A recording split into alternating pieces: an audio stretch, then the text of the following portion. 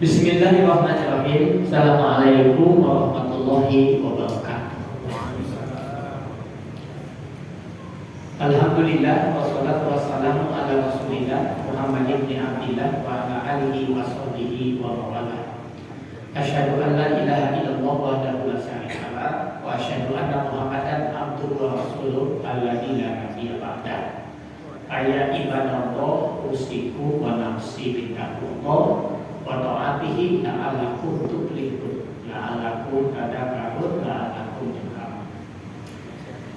Jamaah salat Isya dan salat tarawih Masjid Al-Mukarramah yang dirahmati oleh Allah. Segala puji bagi Allah, kita bersyukur pada perjalanan Ramadan kita memasuki malam yang ke-29. Insya Allah pada tahun ini finish kita berbarengan ya, insya Allah ya. Idul Fitri kita insya Allah berbarengan. Jadi ini mudah-mudahan kita semua, mudah-mudahan pada hari hanya dan seterusnya Allah berikan kepada kita keberkahan umur, keberkahan kesehatan, dan tetap istiqomah menjadi ahli ibadah, ahli takwa dan ahli sedekah, istiqomah di jalan husnul khotimah.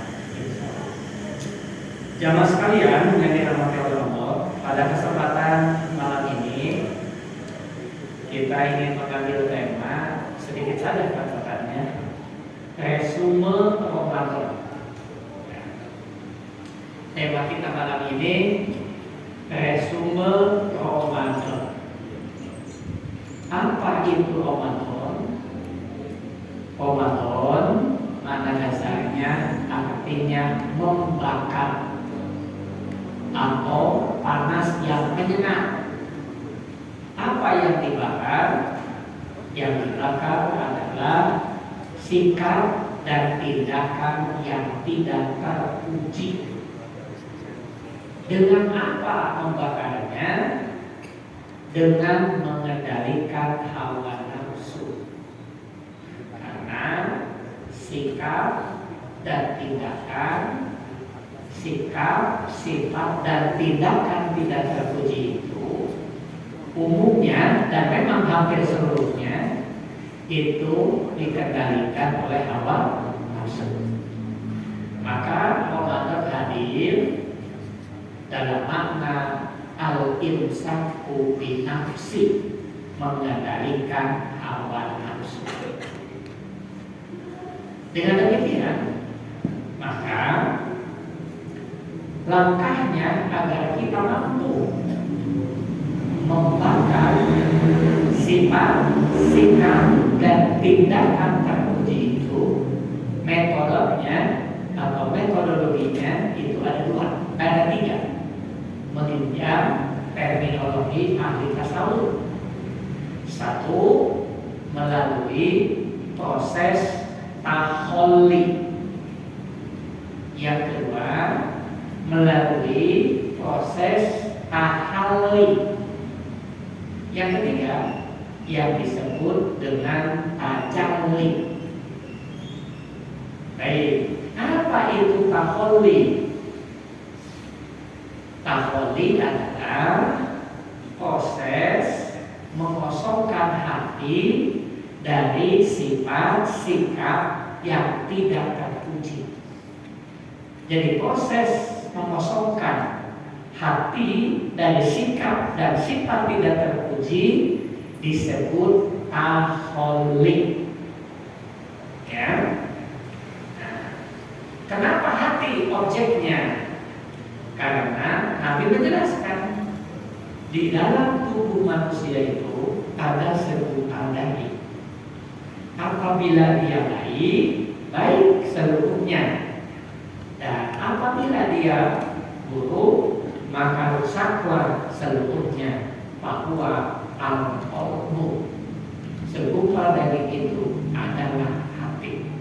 Tapi nanti beda dengan liver. Liver dalam bahasa Arabnya al-kabidu. Begitu. Ya. Baik. Jadi proses pertama agar kita mampu membakar sikap, sifat, tindakan tidak terpuji, langkah pertama adalah taholli, mengosongkan hati kita dari sifat-sifat tidak terpuji. Apa? Pendendam, mudah marah, syirik, dengki, kafir. Itu dibunuh dulu.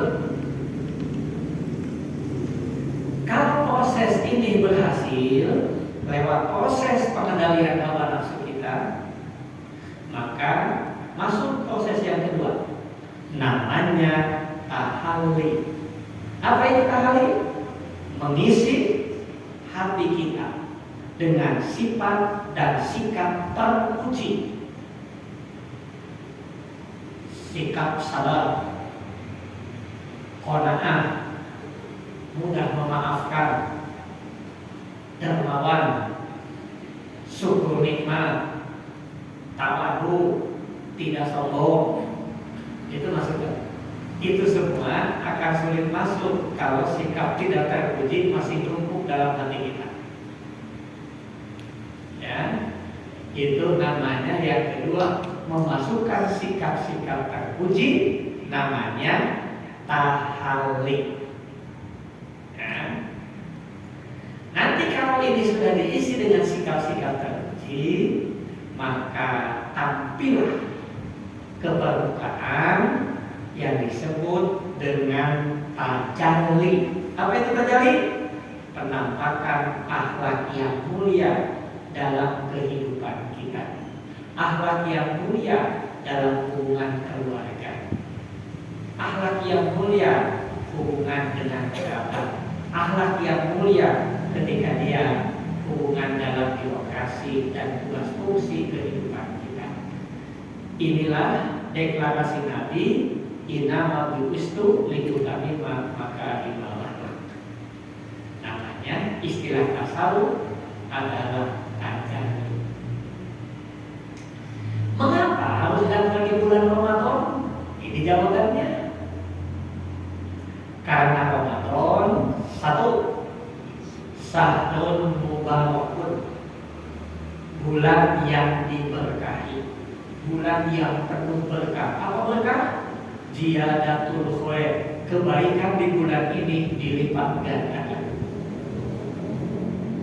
Bulan ini adalah syahrul maghfirah, bulan penuh ampunan.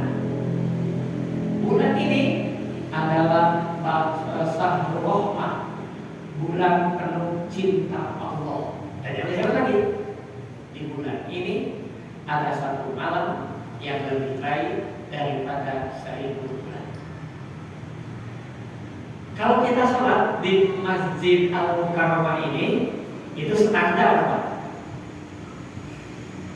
Boleh jadi ibadah kita dikali 10, paling maksimal itu 700, Pak. Tapi kalau kita pindah sholatnya di tanah suci, di Masjid Haram, itu 100.000 kali lipat. Kenapa? Ada di tanah suci. Kenapa kita harus melakukan semua itu di bulan Ramadan? Bulan Ramadan itu bulan suci. Maka daya ledaknya pembakaran terhadap dosa-dosa kita itu lebih dahsyat ketimbang di hari-hari biasa. Maka tidak berlebihan kalau kita sedang membaca dokumen dari Abu Ibnu Jaimah, dari riwayat Jabir, bagaimana Rasulullah SAW menjelaskan kepada kita di mana langit, bumi dan seluruh isinya menangis manakala Ramadan berakhir. Begitu Quran kita sampai di akhir hadis mengatakan, sekiranya umatku ini mengetahui, sekiranya umat ini memahami, lau ta'lamu ummati ma fi Ramadana latamat ummati antakuna sanatu kullaha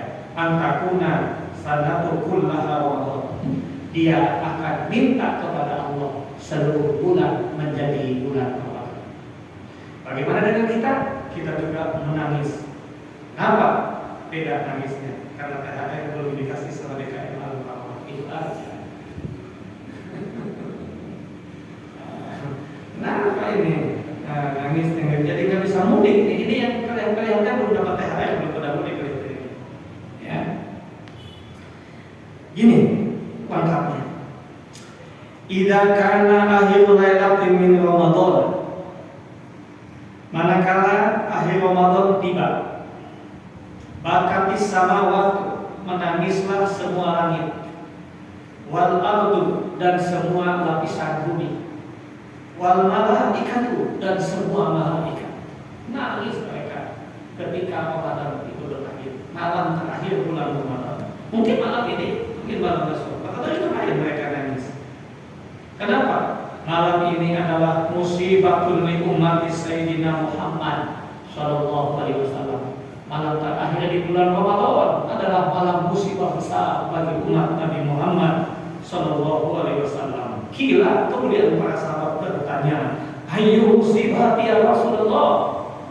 Musibah apa gerakan yang menimpa umat Muhammad ini? Qala Rasulullah sallallahu alaihi wasallam, "Hiya di akhir Ramadan itu, dahaba Ramadan di anna da'wati fihi mustajabatun." Di akhir Ramadan, di bulan Ramadan, detik pada detiknya adalah waktu mustajab apabila kita bertobat. Apalagi wasodaqatu maqbulatun. Setiap kita berbuat kebaikan, sedekah itu kan, sedekah itu makna umumnya adalah setiap perbuatan yang baik. Dari kata sidik atau sedekah artinya benar. Bukan hanya membahas, bukan hanya sedekah itu harta, bukan kan gini. Kita sudah tahu induk membelanjakan harta namanya infak. Induknya setiap kita membelanjakan harta itu namanya infak. Bapak dari mana? Dari rumah, beli apa, ini habis apa dari sana? Infak. Itu juga infak Pak. Setiap membelanjakan harta namanya infak. Jalannya ada dua, fisabilillah, fisabilitauhid, di jalan Allah, di jalan setan.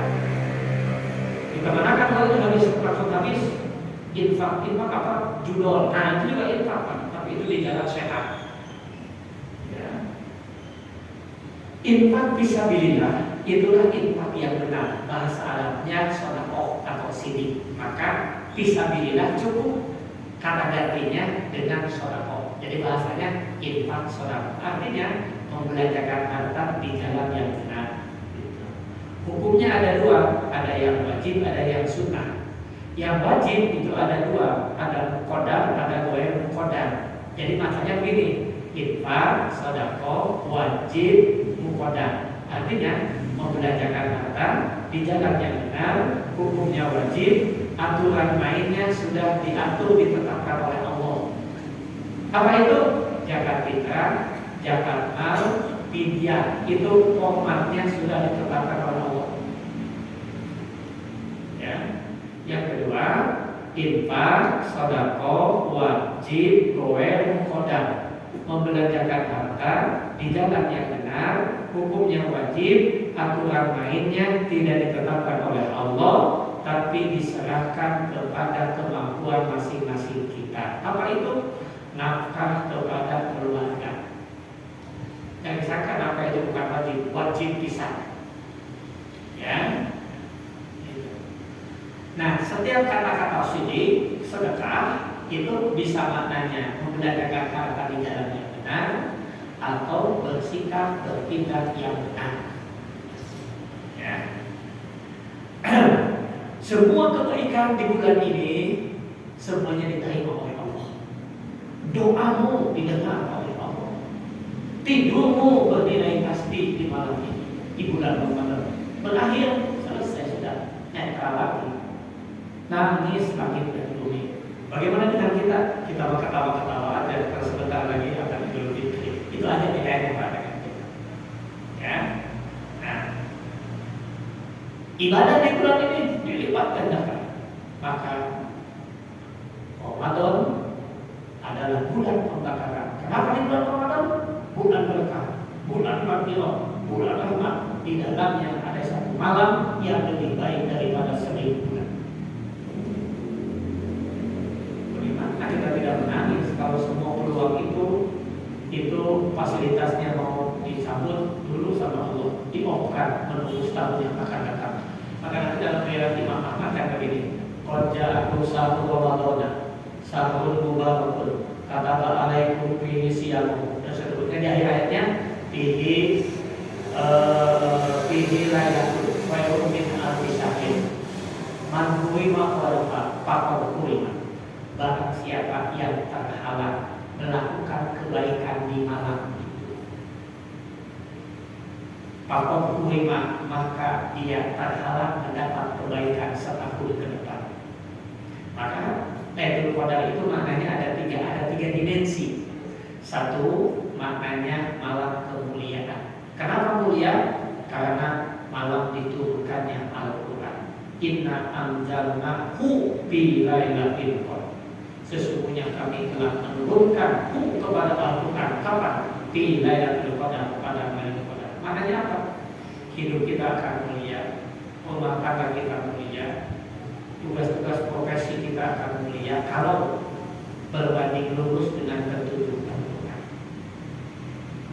Yang kedua, Lailatul Qadar itu artinya malam kesempitan. Mengapa sempit? Tanazzalul malaikatu wa ruhu fiha bi'izni rabbihim min kulli amr. Semua malaikat diturunkan. Berapa jumlahnya? Tidak terhitung. Kita saja dikasih malaikat khusus buat menemui kita. Untuk apa? Min kulli amrin, menyelesaikan masalah kita. Malaikat penjaga mata, penjaga halis, penjaga kuku, penjaga rambut, penjaga telinga, penjaga ini, seluruh tubuh kita turun semuanya. Dengarkan Allah. Atas izin Allah, kau catat apa yang dia lakukan. Rasulullah mengingatkan kepada sahabatnya, berdoalah kalian di malam Qadar, berdoalah kalian di malam Qadar. Aisyah berkata, ya Rasulullah, dengan cara apa kami mengubah nasib kami setahun ke depan? Berdoa, apa doanya wahai Rasulullah? Allahumma innaka afuwwun karim, tuhibbul afwa fa'fu anna ya karim. Akhirnya boleh dikhususkan. Allahumma innaka afuwwun tuhibbul afwa fa'fu anni, silakan. Saya itu bukan kata sholat, boleh diubah sesuai dengan objek yang kita inginkan. Ya, sehingga malaikat datang menemui setiap kita sejak kapan? Sejak pagi. Maka nanti saking penuhnya malaikat turun, itu dunia itu terasa sempit kalau kita bisa melihat atau buka syafan bisa melihat malaikat. Nanti dalam kitab Al-Ghazali dan para ahli sufi menjelaskan tandanya Lailatul Qadar itu dari sisi fisikal itu bersifat rohani, tidak semuanya sama.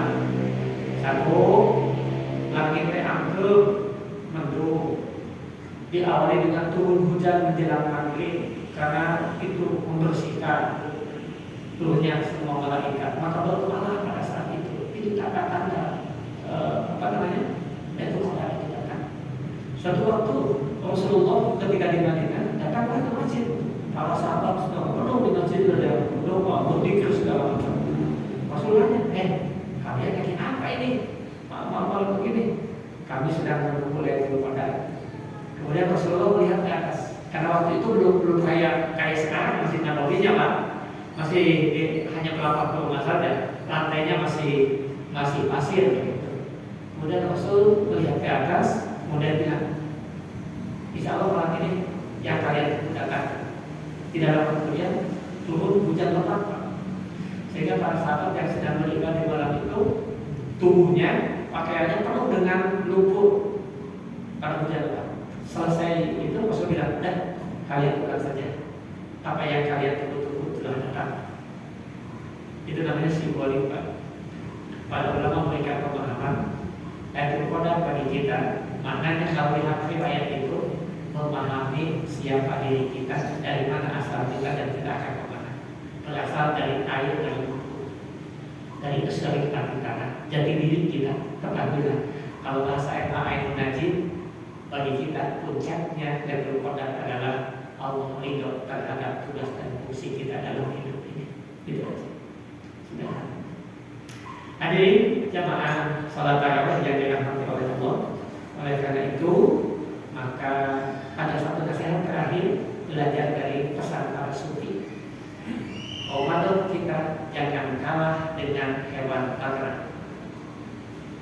Ular itu berpuasa sehingga tubuhnya panas Dia tidak makan tidak beberapa lama sampai ganti kulit, ada menjadi makhluk yang baru.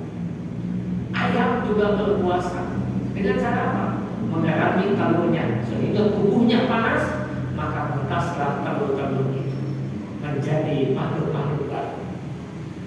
Ulat yang menjijikan itu juga berpuasa, tubuhnya menjadi panas, berubah jadi kepompong. Setelah itu muncul kupu-kupu yang indah. Masa kita yang punya akal, dikasih wahyu, dikasih pemikiran, bahwa kita kalah dengan ayam, kalah dengan ulat, kalah dengan ulat. Itulah tajalli, tampilkan manusia dalam bentuk akhlak yang paling baik. Kita berdoa kepada Allah 2 hari ke depan, mudah-mudahan mampu kita maksimalkan, menjadikan bahwa kita mampu membakar sifat-sifat tidak terpuji kita dan memasuki ke dalam dan dimasukkan ke dalam sifat-sifat terpuji agar tampil kita menjadi tajalli penampakan akhlak yang mulia dalam kehidupan kita. Insyaallah. Barakallahu fiikum. Assalamualaikum warahmatullahi wabarakatuh.